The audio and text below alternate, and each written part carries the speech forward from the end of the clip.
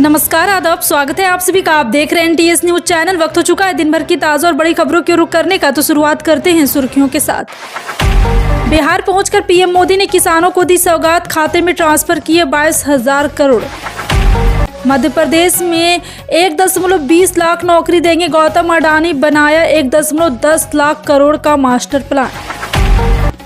भगवंत मान थाम सकते हैं बीजेपी का दामन, कांग्रेस नेता प्रताप सिंह बाजवा का बड़ा दावा। आपने खाली किया खजाना, फिर भी महिलाओं को देंगे 2500, दिल्ली सीएम रेखा गुप्ता ने दोहराया वादा। दिल्ली एनसीआर ने फिर डोली धरती, दक्षिणी दिल्ली रहा केंद्र, 7 दिन में तीसरे भूकंप से दहशत में लोग। कुआं और मस्जिद सार्वजनिक जमीन पर यूपी सरकार ने सुप्रीम कोर्ट को भेजी स्टेटस रिपोर्ट। जी हां, एक एक करके पूरी जानकारी आपको विस्तार से देंगे, लेकिन उससे पहले एक छोटी सी रिक्वेस्ट करेंगे दोस्तों। अगर आपको भी लगता है देश में होने वाले तमाम चुनाव ईवीएम से ना होकर के बैलेट पेपर पर होना चाहिए, अगर आप भी हमारी बात का समर्थन करते हैं तो आप इस वीडियो को लाइक करके चैनल को सब्सक्राइब कर लीजिए और वीडियो को ज़्यादा से ज़्यादा लोगों में शेयर कीजिए।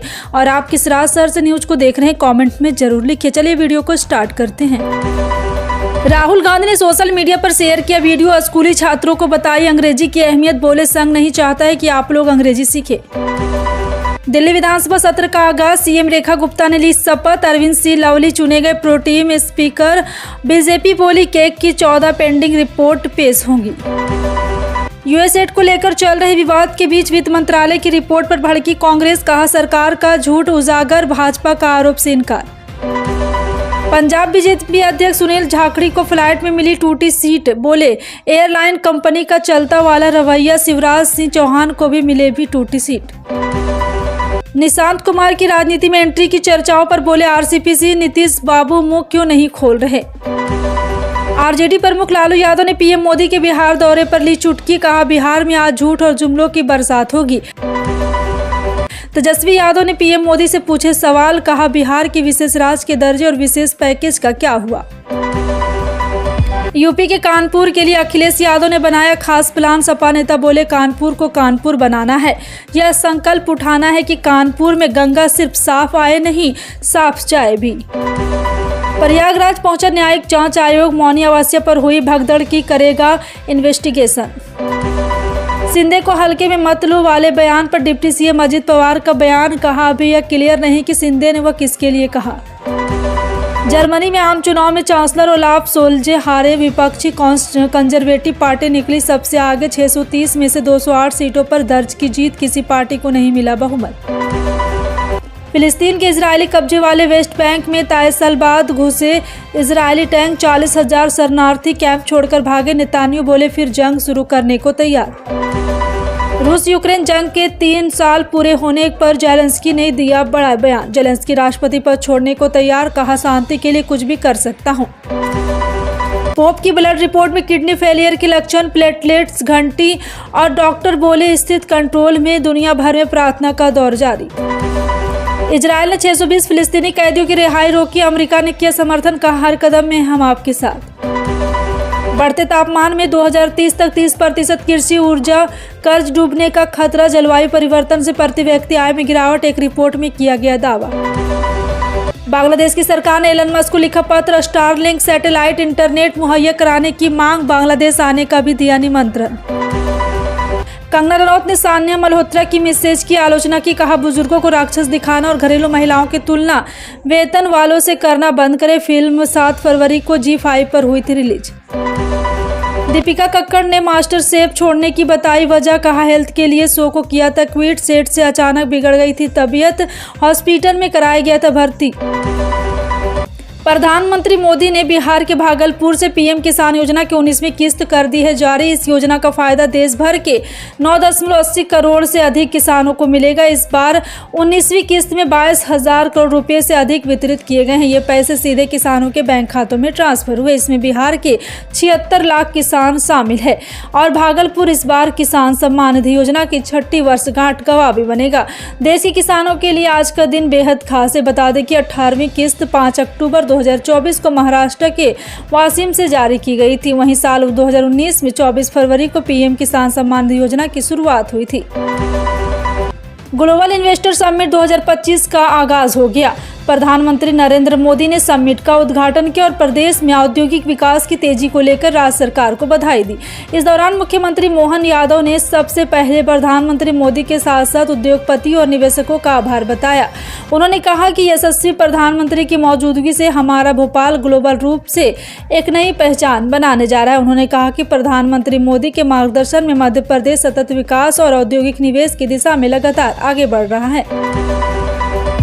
पंजाब विधानसभा में नेता विपक्ष प्रताप सिंह बाजवा ने बड़ा दावा किया। उन्होंने कहा कि मुख्यमंत्री भगवंत मान कभी भी बीजेपी में शामिल हो सकते हैं। आम आदमी पार्टी के 35 से 40 विधायक भी बीजेपी के संपर्क में हैं। कांग्रेस नेता बाजवा ने कहा कि भगवंत मान केंद्रीय रेल राज्य मंत्री रवनीत सिंह बिट्टू के जरिए केंद्र सरकार के साथ लगातार संपर्क में और कभी भी बीजेपी का दामन थाम सकते हैं। बाजवा ने यह भी दावा किया कि आपके 35 से 40 विधायक भी बीजेपी, अलाकमान और केंद्रीय गृह मंत्रालय के संपर्क में है, जो कभी भी आम आदमी पार्टी को छोड़कर बीजेपी में शामिल हो सकते हैं। हालांकि बाजवा ने कहा कि जो विधायक बीजेपी के संपर्क में है वो भगवंत मान की वजह से नहीं है। भगवंत मान के साथ तो खुद उनके परिवार के लोग भी नहीं है और ना ही कोई विधायक है। लेकिन दिल्ली चुनाव में मिली हार के बाद आम आदमी पार्टी के विधायक अब बीजेपी के संपर्क में आ चुके हैं। एशिया के दूसरे सबसे अमीर कारोबारी गौतम अडानी मध्य प्रदेश में 1.20 लाख युवाओं को नौकरी देने जा रहे हैं। इसके लिए गौतम अडानी ने 1.80 लाख करोड़ रुपए का मास्टर प्लान तैयार कर लिया है। अगले कुछ सालों में गौतम अडानी मध्य प्रदेश में पानी की तरह पैसा बहाने वाले हैं, जिसकी वजह से मध्य प्रदेश के युवाओं के लिए नौकरियां पैदा होगी। आपको बता दें कि आखिर गौतम अडानी ने मध्य प्रदेश वैश्विक निवेश शिखर सम्मेलन 2025 में किस तरह के ऐलान किए, साथ ही उन्होंने किस किस सेक्टर में निवेश करने की बात कही। अडानी ग्रुप के चेयरमैन गौतम अडानी ने मध्य प्रदेश वैश्विक निवेश शिखर सम्मेलन 2025 में कहा है कि राज्य के लिए 1.10 लाख करोड़ रुपए से अधिक का निवेश करेंगे। उन्होंने कहा है कि इससे 2030 तक राज्य में 1.2 लाख से अधिक नौकरियां सृजित होगी।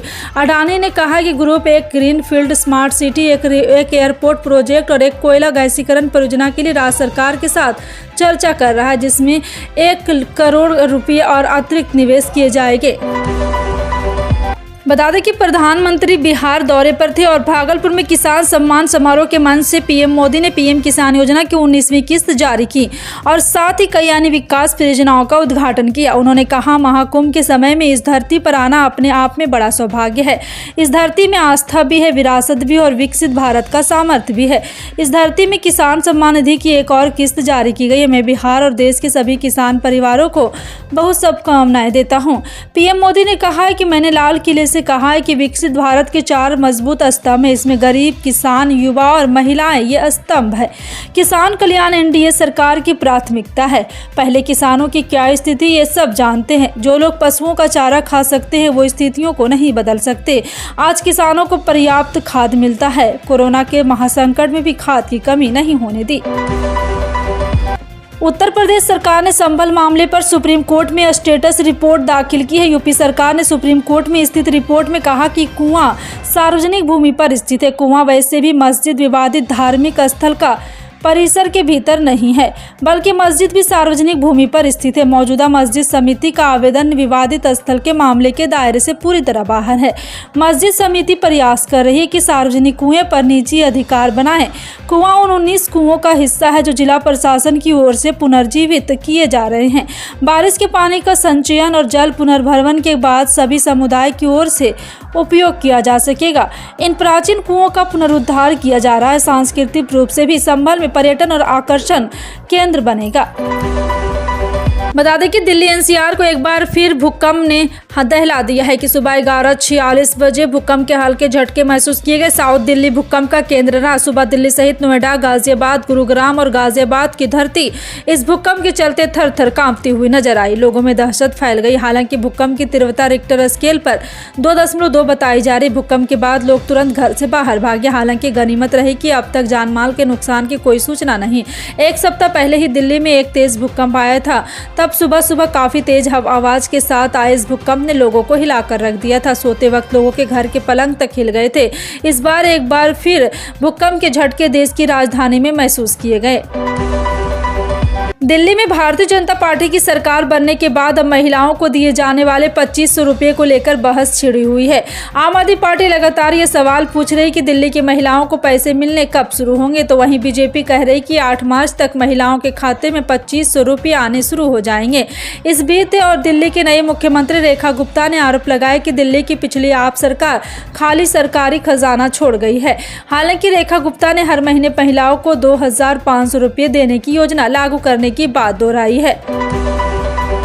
विजेंद्र गुप्ता दिल्ली विधानसभा के अध्यक्ष चुने गए हैं। बीजेपी के वरिष्ठ नेता और रोहिणी से विधायक विजेंद्र गुप्ता के नाम का प्रस्ताव मुख्यमंत्री रेखा गुप्ता ने सदन में रखा। उसके बाद दिल्ली सरकार में मंत्री मनजिंदर सिंह सिरसा ने इस प्रस्ताव का समर्थन किया। अन्य सदस्यों के प्रस्ताव के बाद विजेंद्र गुप्ता को सर्वसम्मति से विधानसभा अध्यक्ष चुना गया है।